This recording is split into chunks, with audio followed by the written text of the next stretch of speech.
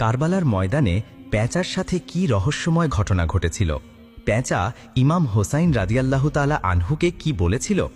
কেন এই পাখিটি সর্বদা বিরান প্রান্তরে বাস করে? কেন এটি সবসময় উদাস ও দুঃখী থাকে? আপনি যখন এর পেছনের ইতিহাস জানবেন তখন আপনি হয়তো স্তব্ধ হয়ে যাবেন। একবার এক ব্যক্তি ইমাম জাফর সাদিক রহিমাহুল্লাহ এর দরবারে গিয়ে জিজ্ঞেস করলেন, হুজুর, পেঁচা কেন সবসময় বিরান জায়গা খোঁজে? কেন সে এত উদাস ও দুঃখী? ইমাম জাফর সাদিক রহিমাহুল্লাহ একটু চুপ করে থেকে বললেন, হে আগন্তুক, আজ তুমি যে পাখিটিকে এমন দেখে অভ্যস্ত হয়েছ, সে সবসময় এমন ছিল না। পেঁচা একসময় মানুষের মাঝেই থাকত, সুখে শান্তিতে বাঁচত, কিন্তু তার জীবনে এমন এক ঘটনা ঘটে যায় যেটা তার সমস্ত কিছু পাল্টে দেয়। লোকটি প্রশ্ন করল, হুজুর, কি সেই ঘটনা? ইমাম জাফর রহিমাহুল্লাহ বললেন, এই পেঁচাটি রাসূলুল্লাহ সাল্লাল্লাহু আলাইহি ওয়াসাল্লামের বংশধরদের ভালোবাসত। একসময় সে নির্জনে থাকত না, কিন্তু কারবালার হৃদয় বেদারক ঘটনার পর থেকেই সে নিঃসঙ্গ হয়ে পড়ে।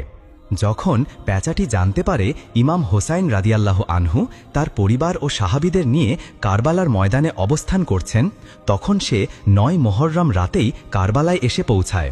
সে ইমাম হোসাইন রাদিয়াল্লাহু তাআলা আনহুর কাছে এসে বলে, হে হোসাইন, আমার জন্য কি আদেশ? ইমাম হোসাইন রাদিয়াল্লাহু তাআলা আনহু বললেন, হে পাখি, তুমি এখান থেকে চলে যাও, কারণ আগামীকাল এমন এক মুসিবত ঘটবে যা তুমি দেখে সহ্য করতে পারবে না। কিন্তু পেঁচাটি কাঁদতে কাঁদতে বলল, হে হোসাইন, আমি এখান থেকে ফিরে যাব না। পীড়াপিড়ি করতে থাকলে ইমাম হোসাইন রাদিয়াল্লাহু তাআলা আনহু তাকে সেখানে থাকার অনুমতি দেন। তারপর যা ঘটল, পেঁচাটি নিজ চোখে দেখল কারবালার সম্পূর্ণ যুদ্ধ। দেখল কিভাবে ইয়াজিদের বাহিনী নিষ্ঠুরভাবে ইমাম হোসাইন রাদিয়াল্লাহু তাআলা আনহু ও তার প্রিয় সাহাবীদের শহীদ করল। দেখল কিভাবে ইমামের পবিত্র মাথা মোবারক কেটে ফেলা হলো, এমনকি কিভাবে তার দেহ মোবারককে ঘোড়ার পায়ে পদদলিত করা হলো। এই ভয়াবহ দৃশ্য দেখে পেঁচার হৃদয় চূর্ণ হয়ে যায়। সে মানুষের ওপর থেকে বিশ্বাস হারিয়ে ফেলে, তার অন্তরে মানুষের জন্য বিদ্বেষ জন্ম নেয়। তখন থেকে সে আর মানুষের লোকালয়ে থাকতে চায় না। সে বেছে নেয় নিঃসঙ্গতা, এমন সব প্রান্তর যেখানে মানুষের ছায়াও তার ওপর না পড়ে।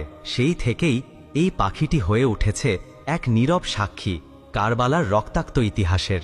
আজও অনেকে পেঁচাকে দেখে ভয় পায়। সে যদি বাড়ির আশেপাশে ডাকে, লোকজন ভাবে কোনো অশুভ কিছু আসছে। অনেকে তো পেঁচার ডাক শুনেই বাড়ি ছেড়ে চলে যায়। কিন্তু বন্ধুরা, এই পাখি কোনো অলক্ষী বা অপয়া নয়, বরং এই পাখির চোখে ছিল কারবালার কান্না। এই পাখির হৃদয়ে আজও বাজে ইমাম হোসাইনের শাহাদতের হাহা।